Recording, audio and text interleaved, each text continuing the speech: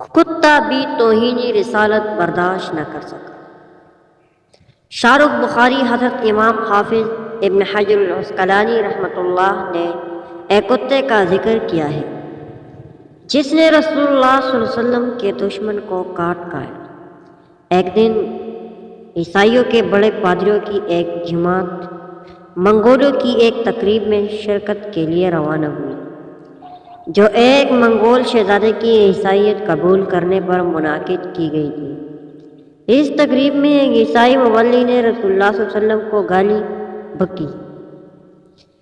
قریب ہی ایک شکاری کتا بندھا ہوا تھا جو اس کی طرف سے گالی بکنے پر چھلانگیں مارنے لگا اور زوردار جھٹکا دے کر رسی نکالی اور اس بدبخت پر ٹوٹ پڑا اور اس کو کاٹ لیا۔ لوگوں نے آگے بڑھ کر اس کتے کو قابو کیا اور قریب میں موجود بعض لوگوں نے کہا کہ یہ محمد صلی اللہ علیہ وسلم کے خلاف تمہاری گفتگو کی وجہ سے ہوا ہے۔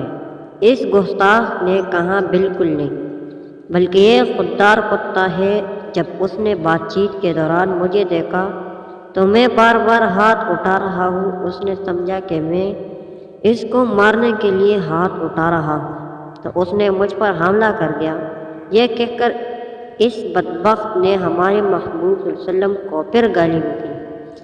اس پر کتے نے رسی کاٹ دی اور سیدھا اس ملعون پر چھلانگ لگا کر اس کی منحوس کو ہلاک کر دیا۔ اس کو دیکھ کر 40,000 منگولوں نے اسلام قبول کیا۔